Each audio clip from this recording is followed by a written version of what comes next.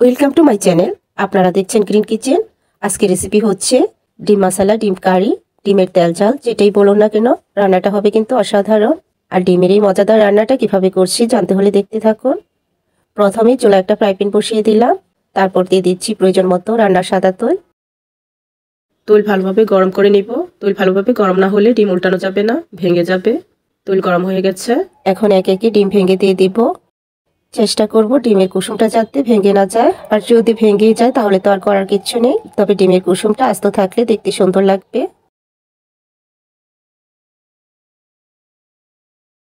Fry প্যানে যে কয়টা ডিম ধরবে সেভাবেই দিয়ে নিচ্ছি। ডিমের দুই পাশ ফ্রাই করব না, জাস্ট একটা পাশ ফ্রাই করে নিব। এক পাশ ফ্রাই করা হয়ে গেছে, এখন ডিমগুলোকে তুলে একটা ডিশে নিয়ে নিচ্ছি।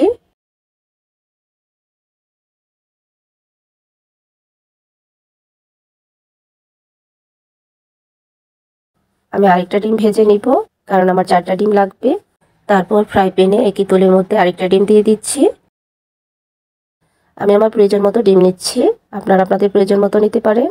এই ডিমটাও এক পাশ হয়ে গেছে, এখন তুলে নিচ্ছি, তুলে একটা সাইডে রাখবো। তারপর একই ফ্রাই প্যানে আবারও তেল দিয়ে দিচ্ছি, প্রয়োজন মতো তেল দিব। তারপর দিয়ে দিচ্ছি আদা আর রসুন পেস্ট 1 টেবিল চামচ। আদা রসুনের কাঁচা গন্ধটা বের হওয়া পর্যন্ত কষিয়ে নিব। তারপর দিয়ে দিচ্ছি টমেটো কুচি। তারপর দিয়ে দিচ্ছি প্রয়োজন মতো লবণ। টমেটো কুচি দিয়ে কিছুক্ষণ কষিয়ে নিব।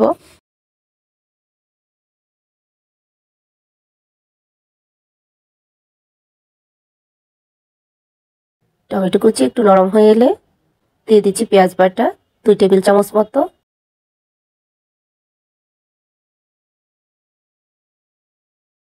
তারপর আবার একটু কষিয়ে নিচ্ছি।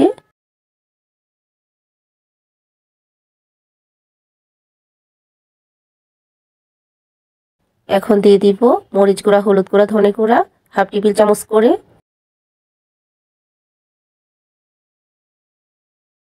মশলাটা যাতে পুড়ে না যায় তার জন্য সামান্য পানি অ্যাড করে নিচ্ছি। ব্লেন্ডার জারটা ধুয়ে পানি দিয়ে দিলাম। এবার মশলাগুলোকে ভালো করে কষিয়ে নিব।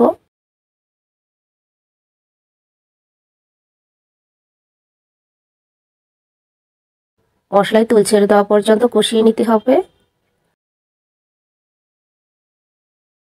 মশলা কষানো হয়ে গেছে, মশলায় তেল ছেড়ে দিয়েছে। এখন দিয়ে দিচ্ছি খোসা ছাড়ানো সিদ্ধ আলু, প্রয়োজন মতো দিয়ে দিলাম।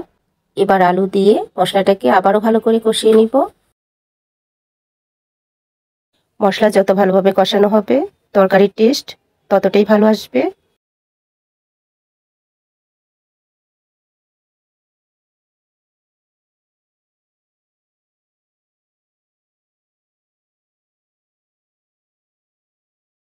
ভালোভাবে মশলায় তেল ছেড়ে দিয়েছে, এখন দিয়ে দিচ্ছি 1 টেবিল চামচ গরম মশলা গুঁড়া। তারপর প্রয়োজন মতো পানি দিয়ে দিচ্ছি।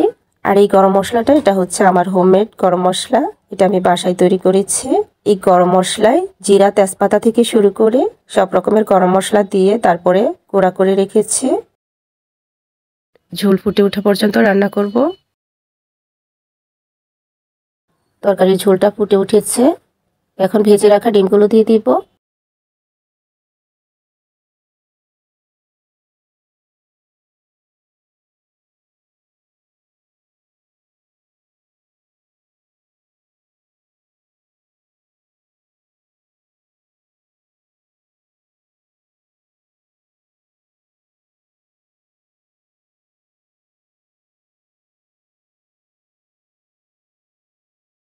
এবার গার্নিশিং এর জন্য লাল, হলুদ, সবুজ কাঁচামরিচ দিয়ে দিচ্ছি।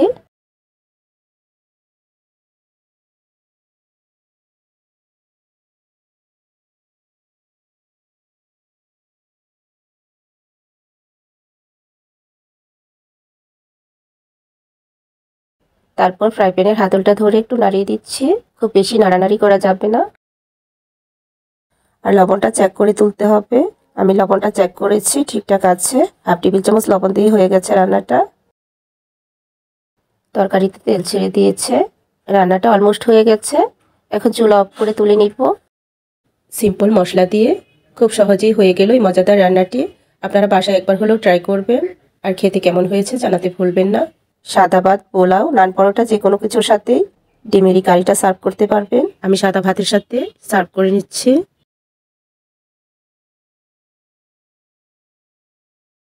আশা করছি সিম্পলের মধ্যে এই মজাদার ডিমের কারিটা আপনাদের কাছে অনেক বেশি ভালো লেগেছে। যদি রেসিপিটি কোথাও এতটুকু আপনাদের কাছে ভালো লেগে থাকে, আর যদি চ্যানেলে নতুন হয়ে থাকেন, লাইক, কমেন্ট, সাবস্ক্রাইব করে গ্রিন কিচেনের পাশেই থাকবেন। আবারও দেখা হয়ে যাবে অন্য কোনো নতুন মজাদার রেসিপি নিয়ে। সে পর্যন্ত সবাই ভালো থাকবেন। আল্লাহ হাফেজ।